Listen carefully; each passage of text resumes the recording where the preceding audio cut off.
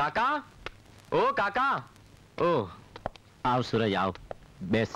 કાકા મારી પાસે બેસવાનો સમય જ નથી. પેલા એ કહો કે મને શા માટે બોલાવ્યો છે? તને અહીં એટલા માટે બોલાવ્યો છે બેટા કે જે હવેલીની દિવાલો એક વખત પ્રેમના વાવાઝોડામાં હલી ચૂકી છે એ હવે બીજી વખતના તોફાનને સહન નહીં કરી શકે.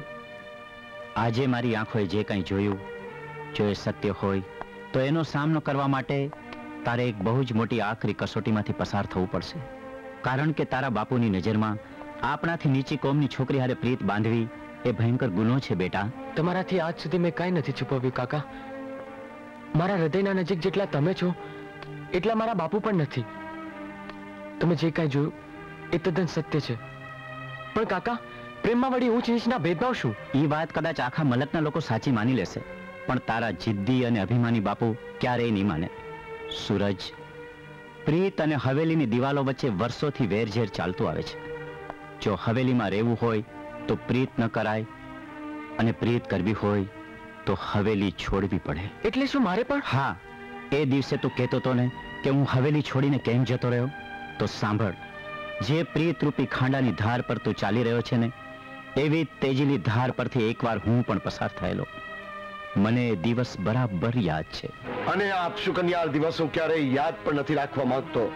માનસિંહ, આપણા ખાનદાનની ઇજ્જત, આબરૂ, માન, મોભાને નેવે મૂકીને મીઠી જેવી હલકા કુળની છોકરીને આપણા ખાનદાનની વહુ બનાવવાની તે હિંમત કેવી રીતે કરી? મોટા ભાઈ, હું આપની સાથે કોઈ જીવાજોડી કરવા નથી આવ્યો. અમે તો આવ્યા છીએ માત્ર આપના આશીર્વાદ લેવા. અમારા ખાનદાનના હાથ હલકા કુળના લોકોને આશીર્વાદ આપવા માટે ક્યારેય ઉઠતા નથી. માનસિંહ, આજે તો તારી ને મારી લોહીની સગાઈ આડે આવી ગઈ. નહીતર આશીર્વાદ રૂપે તમારા બંને ઉપર ગોળીઓ વરસાવતા પણ આ કનકસિંહનો હાથ નો અચકાત. જા, ચાલો જા અહીંયાથી.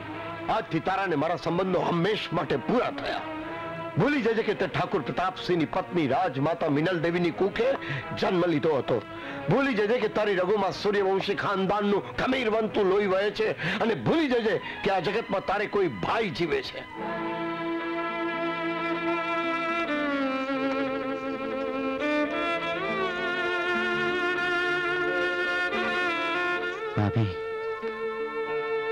ઠગરાણા, ખબરદાર, જો આશીર્વાદનો એક હરફ પણ ઉચ્ચાર્યો તો તમને તમારા સુહાગના સોગંદ છે.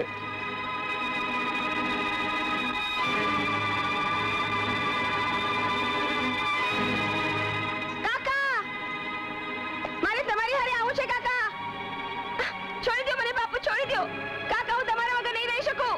કાકા, કાકા, મને તમારી હારે આવું છે.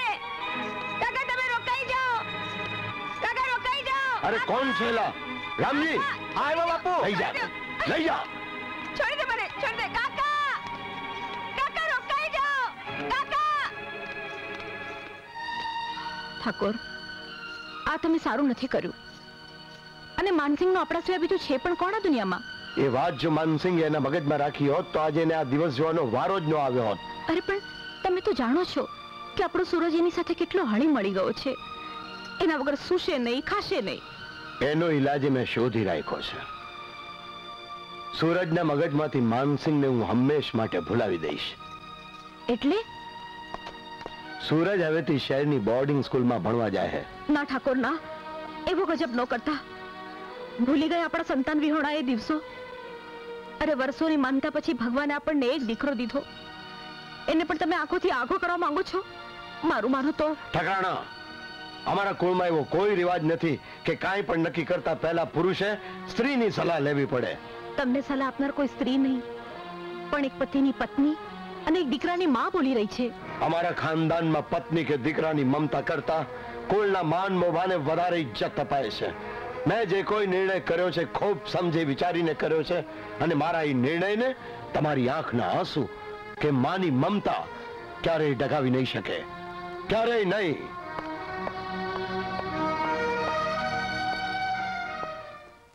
અને આમ અમારા સૌથી અડગો કરી તને ભણવાના બહાને શહેરમાં મોકલી દેવામાં આવ્યો. તારા બાપુને એ વાતનો ડર હતો બેટા કે અહીં રહીશ તો તું પણ મારા પગલે જ ચાલીશ. એટલા માટે જ તને બોર્ડિંગ રૂપી સજા આપવામાં આવી. એટલે શું મને બોર્ડિંગ રૂપી સજા આપવામાં આવી? મને બોર્ડિંગમાં સજા રૂપે મોકલી દેવામાં આવ્યો? સૂરજ, હા? શું વિચારે છે બેટા? કાકા, બોર્ડિંગમાં મારો એક મિત્ર હતો, દેવાનંદ. એ હંમેશા મને આ વાત કહેતો હતો, પણ ત્યારે મને એની એ વાત માનવામાં નહોતી આવતી. પરંતુ અહીં આવ્યા પછી મને એની એક એક વાત સાચી લાગે છે, તદ્દન સાચી. સત્ય તો હંમેશા સત્ય જ હોય છે બેટા, પણ એ વાતની જાણ જો માણસને સાચા સમયે થતી હોત ને, તો આ જગતમાં કોઈ દુઃખી જ ન હોત. પણ જવા દે બધી વાતો. પહેલા મને ઈ કે તારા હૃદય પર બિરાજેલી રાણી છે કોણ? એ વાતનો જવાબ તો સમય આપી દેશે કાકા, પરંતુ તમારી અને મારી સાથે થયેલા અન્યાયનો જવાબ હું માંગીશ, અને એ પણ માં અને બાપુ બંને પાસે. બોલ ને માં, મારી વાતનો જવાબ આપ. તું ચૂપ કેમ છે? તારા ચૂપ રહેવાથી મને મારા સવાલનો જવાબ નથી મળી જવાનો માં.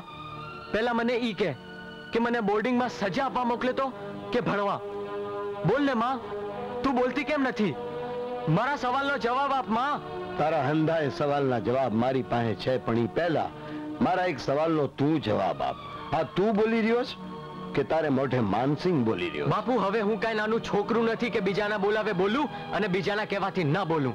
સાંભળ્યું ને ઠકરાણા? આ તમારા વાલ સોયા દેરના પરાક્રમો. મને તો થાય છે કે આ છોકરો રોજ માનસિંહને મળવા જાતો લાગે છે. જાતો લાગે છે નહીં બાપુ, રોજ જાઉં છું અને જિંદગી ભર જાતો રહીશ. સૂરજ, તારા બાપુની સામે બોલતા શરમાતો નથી? શરમ તો બાપની સામે બોલતા આવે માં, એક રાજા સામે નહીં. એટલે હવે તારા ને મારા સંબંધ રાજાને રૈયત ન થઈ ગયા?